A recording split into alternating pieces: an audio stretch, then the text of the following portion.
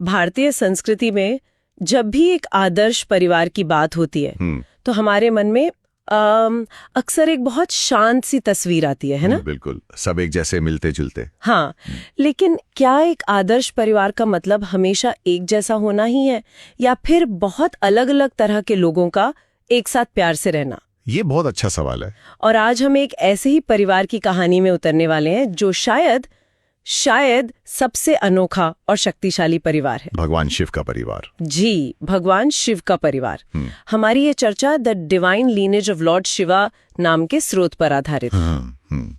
जब भी कोई शिव परिवार की तस्वीर देखता है तो मन में कई सवाल उठते हैं। एक जटाधारी योगी, उनकी खूबसूरत पत्नी, एक हाथी के सिर वाला बेटा, दूसरा मोर पे बैठा हुआ। हाँ, ये सब एक साथ कैसे? मुझे लगता है आज की हमारी चर्चा इसी कैसे का जवाब ढूंढने में मदद करेगी। बिल्कुल, और ये समझना बहुत जरूरी है कि ये परिवार सिर्फ देवताओं का एक समूह नहीं है। अच्छा। इसके हर सदस्य, उनकी हर कहानी, यहाँ तक कि उनके वाहन भी, उनमें गहरे दार्शनिक और प्रतीकात्मक अर्थ छिपे हैं। मतलब ये हमें कुछ सिखाते हैं? हाँ, ये हमें प्रेम, कर्तव्य, शक्ति और यहाँ तक कि वैराग्य के बीच संतुलन साधना सिखाता है। तो चलिए इस फैसिनेटिंग कहानी को परत दर परत खोलते हैं। शुरुआत करते हैं परिवार के मुखिया भगवान शिव से। हम सब उन्हें त्रिदेव में संहारक के रूप में जानते हैं, पर वो इससे कहीं ज्यादा हैं। बहुत ज्यादा। वो परम योगी हैं, तपस्वी हैं, जिन्हें दुनिया की किसी चीज से मोह नहीं। वो कैलाश पर्वत पर ध्यान में लीन रहते हैं। और यहीं पर पहला विरोधाभास सामने आता है जो बहुत दिलचस्प है। वो क्या है? शिव एक तरफ वैरागी हैं, मतलब दुनिया से पूरी तरह अलग, लेकिन दूसरी तरफ वो एक गृहस्थ भी हैं, एक परिवार के मुखिया। ये दोनों बातें एक साथ कैसे हो सकती हैं? हाँ, ये तो सोचने वाली बात है। तो वही बर्फीली, शांत, दिव्य जगह मन में आती है। सही बात है। हाँ, तो कैलाश केवल एक भौगोलिक स्थान नहीं है, ये आध्यात्मिक चेतना का शिखर है। अच्छा। ये वो जगह है जहां धरती स्वर्ग से मिलती है। जब हम तस्वीरों में देखते हैं कि शिव और पार्वती कैलाश पर एक साथ बैठे हैं और उनके बच्चे नीचे खेल रहे हैं, हाँ, तो ये सिर्फ एक पारिवारिक फोटो नहीं है। ये इस बात का प्रतीक है कि परम वैराग्य यानी शिव और परम सांसारिक शक्ति यानी पार्वती एक ही जगह एक साथ पूरे संतुलन में मौजूद हैं। वाह! ये अपने आप में एक पूरा दर्शन है। तो इस परम वैरागी को परिवार में लाने का श्रेय वो किसे जाता है? मतलब जाहिर सी बात है, देवी पार्वती को। जी बिल्कुल। वो हिमालय की बेटी हैं और उन्हें शक्ति का अवतार माना जाता है। लेकिन उनकी कहानी सिर्फ इतनी नहीं है। हमारी रिसर्च में एक बहुत दिलचस्प बात बताई गई है कि वो सती का ही दूसरा जन्म थी। एग्जैक्टली, वो शिव की पहली पत्नी सती का ही पुनर्जन्म थी। जी, और ये बात उनके रिश्ते को और भी गहरा बना देती है। कैसे? सती ने जब अपने पिता के यज्ञ में शिव का अपमान होने पर आत्मदाह कर लिया तो शिव पूरी तरह से टूट गए थे और फिर से घोर तपस्या में चले गए। तब सती ने पार्वती के रूप में दोबारा जन्म लिया और उनका उद्देश्य एक ही था, सिर्फ एक उद्देश्य, शिव को फिर से पाना और उन्हें वैराग्य से निकालकर गृहस्थ जीवन में वापस लाना। लेकिन ये आसान नहीं रहा होगा, एक ऐसे योगी को मनाना जो सब कुछ छोड़ चुका है। आसान बिल्कुल भी नहीं। पार्वती को इसके लिए ऐसी तपस्या करनी पड़ी जिसकी कोई कल्पना भी नहीं कर सकता। अच्छा। हिलाकर रख दिया। तो ये कहानी उनके अटूट प्रेम और संकल्प को दिखाती है। उनके प्रेम, उनके संकल्प और उनकी जबरदस्त आंतरिक शक्ति को। उनके कई नाम भी दिए गए हैं, उमा, गौरी, अंबिका, भवानी। क्या ये सिर्फ अलग अलग नाम है या हर नाम का कोई खास मतलब है? नहीं, हर नाम उनके एक अलग गुण को दिखाता है। जैसे गौरी का मतलब है गोरी या उज्जवल, जो उनकी सुंदरता और पवित्रता का प्रतीक है। अच्छा। अंबिका का सीधा सा मतलब है माँ, जो उनकी ममता और करुणा को दिखाता है। और भवानी का अर्थ है जीवन देने वाली। तो एक ही देवी में हमें सौम्यता भी दिखती है, ममता भी, और जब जरूरत पड़ती है तो वो दुर्गा और काली का रूप भी लेती है। बिल्कुल, वो सच में परिवार को एक साथ जोड़ने वाली शक्ति हैं। चलिए, अब कहानी में बच्चों का आगमन होता है और यहाँ कहानी और भी अनोखी हो जाती है। बात करते हैं पहले बेटे भगवान गणेश की। उनके जन्म की कहानी शायद दुनिया की सबसे अनूठी कहानियों में से एक है। हाँ, क्योंकि उनका जन्म पारंपरिक तरीके से नहीं हुआ था। कैसे हुआ था? कथा के अनुसार देवी पार्वती ने अपने शरीर पर लगे उपटन, मतलब हल्दी के लेप से एक बालक की मूर्ति बनाई और उसमें जान डाल दी। अरे वाह। वो चाहती थीं कि उनका एक ऐसा पुत्र हो जो सिर्फ और सिर्फ उनका हो, जो उनकी आज्ञा का पालन करे। और फिर वो घटना होती है जिसके बारे में हम सबने सुना है। पार्वती स्नान करने जाती हैं और गणेश को दरवाजे पर पहरा देने के लिए कहती हैं। और जब शिव आते हैं तो गणेश उन्हें अंदर नहीं जाने देते हैं। सोचिए, एक छोटा सा बालक जिसे पता भी नहीं कि ये कौन है, अपनी माँ की आज्ञा का पालन करने के लिए खुद भगवान शिव के सामने खड़ा हो गया। ये उनकी कर्तव्य निष्ठा दिखाता है। कर्तव्य और निर्भीकता दोनों। लेकिन आगे जो हुआ वो थोड़ा चौंकाने वाला है। गुस्से में आकर शिव ने उस बालक का सिर काट दिया। एक मिनट, ये सुनने में थोड़ा अजीब नहीं लगता कि एक पिता ने अपने ही बेटे को पहचाना नहीं और उसका सिर काट दिया? ये तो बहुत हिंसक लगता है, खासकर जब हम उन्हें भगवान के रूप में देखते हैं। आपका सवाल बहुत स्वाभाविक है और बहुत से लोगों के मन में ये आता है। तो इसका क्या मतलब है? इन कहानियों को कभी भी शाब्दिक रूप से नहीं देखना चाहिए। इनके पीछे गहरे प्रतीक छिपे हैं। अच्छा। यहाँ शिव परम चेतना के प्रतीक हैं और बालक गणेश उस समय अज्ञान या अहंकार के। मतलब जब अहंकार, चाहे वो कितना भी निर्दोष क्यों ना हो, परम सत्य के रास्ते में आता है तो उसका सिर कटना यानी उसका नाश होना तय है। तो ये एक दार्शनिक बात है जिसे एक नाटकीय कहानी के रूप में समझाया गया है। अच्छा, तो ये एक तरह का सिंबॉलिक एक्ट था।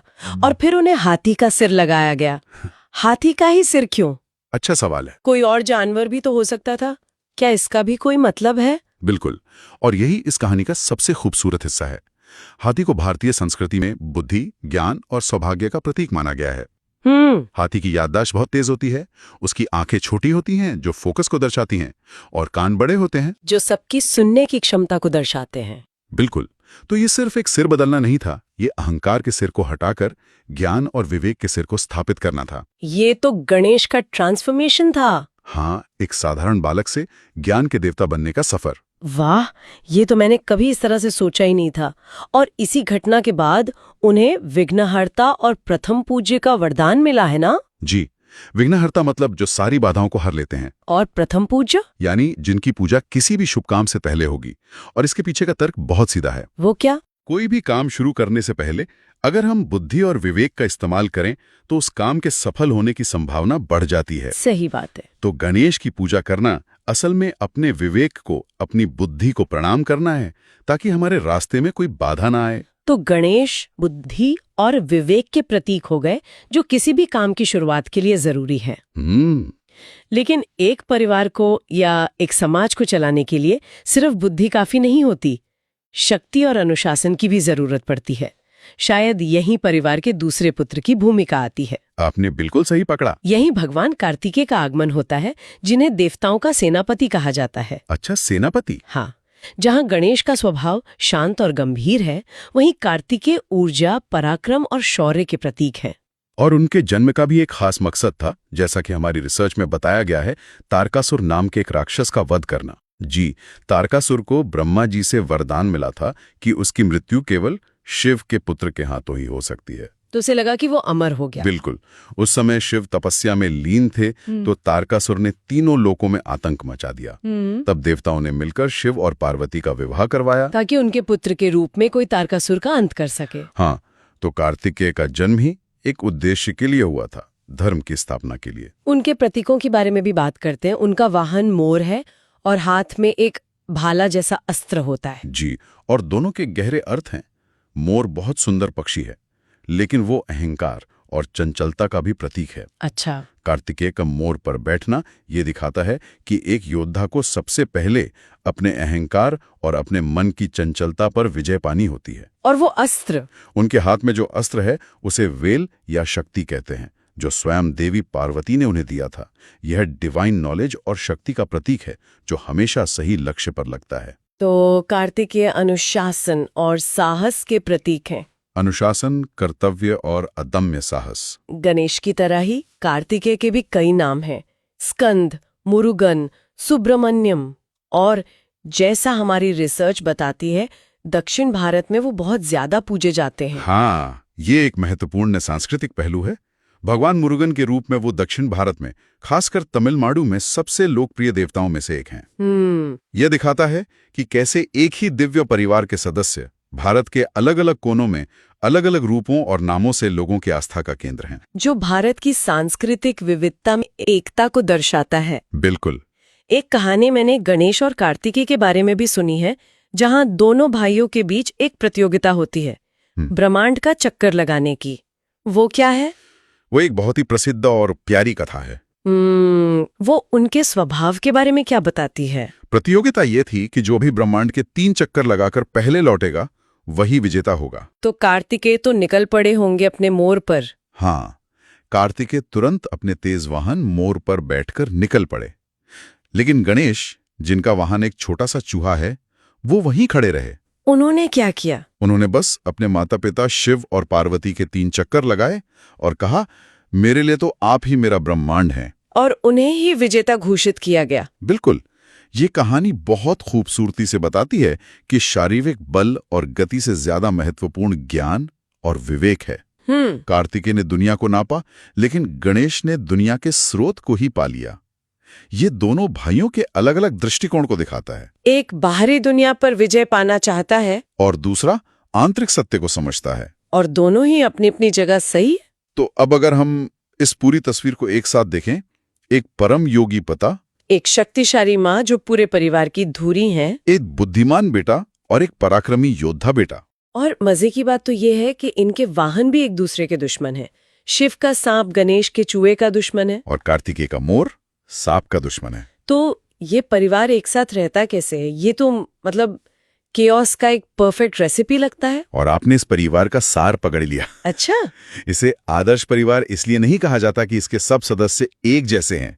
इसे आदर्श इसलिए कहा जाता है क्योंकि ये सिखाता है कि बिल्कुल विपरीत स्वभावों, अलग अलग शक्तियों और यहाँ तक कि प्राकृतिक दुश्मनों को भी प्रेम और सम्मान के धागे में एक साथ कैसे पिरोया जा सकता है। मतलब असली ताकत एक जैसा होने में नहीं, बल्कि इन भिन्नताओं को संभालने में है।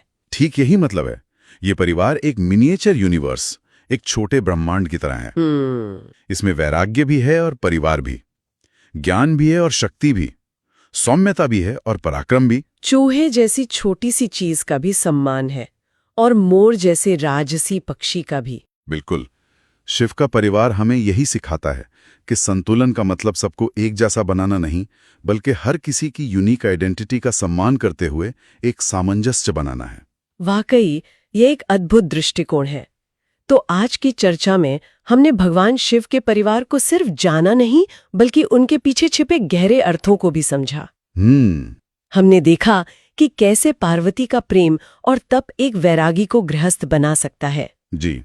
हमने गणेश की कहानी में अहंकार पर ज्ञान की जीत का प्रतीक देखा और समझा कि किसी भी काम की शुरुआत विवेक से क्यों होनी चाहिए। बिल्कुल।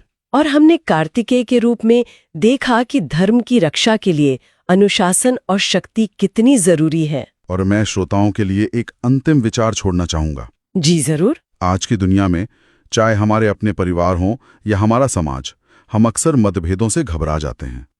हम चाहते हैं कि सब हमारी तरह सोचें। सही बात है। शिव का परिवार हमें एक सवाल पूछता है, क्या हम अपने आसपास की विविधता को एक बोझ के रूप में देखते हैं या एक ताकत के रूप में? शायद किसी भी परिवार या समाज की असली ताकत उसकी विविधता को संतुलित करने और हर सदस्य के अनूठे गुणों का सम्मान करने में ही छुपी है।